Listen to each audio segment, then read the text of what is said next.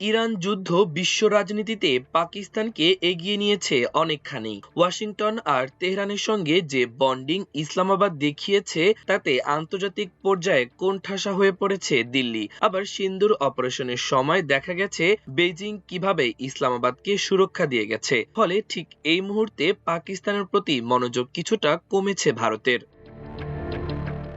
তাহলে ভারতের মনোযোগ এখন কোথায়? এই প্রতিবেদনে সে প্রশ্নেরই জবাব খুঁজব আমরা।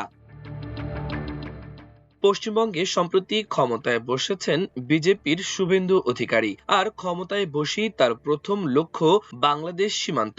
৪৫ দিনের মধ্যে বিএসএফ এর হাতে জমি তুলে দেওয়ার প্রতিশ্রুতি দিয়েছেন তিনি। উদ্দেশ্য সীমান্তে নিশ্ছিদ্র কাঁটাতারের বেড়া। পশ্চিমবঙ্গের সাথে বাংলাদেশের সীমান্ত ২,২১৬ কিলোমিটার। দীর্ঘ ১৫ বছর তৃণমূল কংগ্রেস ক্ষমতায় থাকাকালীন বিজেপি বারবার অভিযোগ করেছে যে মমতার সরকার জমি অধিগ্রহণে সহযোগিতা করছে না বলেই অনুপ্রবেশ ঠেকানো যাচ্ছে না। কিন্তু পাশা উল্টে গেছে। পশ্চিমবঙ্গের নতুন মুখ্যমন্ত্রী শুভেন্দু অধিকারী প্রথম ক্যাবিনেট মিটিংয়েই সাফ জানিয়ে দিয়েছেন আগামী ১.৫ মাসের মধ্যে বিএসএফ এর হাতে জমি তুলে দেওয়া হবে। এতদিন যা ছিল ভারতের কেন্দ্রীয় সরকারের দীর্ঘদিনের দাবি তা এখন রাজ্য সরকারের হাত ধরে বাস্তবে রূপ নিচ্ছে। সময়টা খুবই সংবেদনশীল। ২০২৪ সালের ৫ আগস্ট শেখ হাসিনা সরকারের পতনের পর বাংলাদেশে অন্তর্বর্তীকালীন সরকার দায়িত্ব নিয়েছে। আর ঠিক এই সময়টাতেই ভারত বাংলাদেশ সম্পর্কের সুতো যেন ছিঁড়তে বসেছে।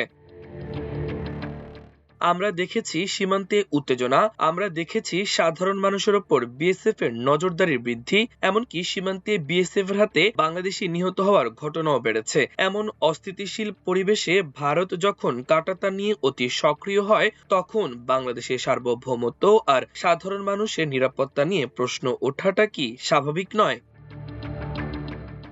ভারতের এই সিদ্ধান্তে চুপ নেই বাংলাদেশের রাজনৈতিক অঙ্গন। ক্ষমতাসীন বিএনপি এবং অন্যান্য দলগুলো ইতোমধ্যেই এর উদ্দেশ্য নিয়ে প্রশ্ন তুলেছে।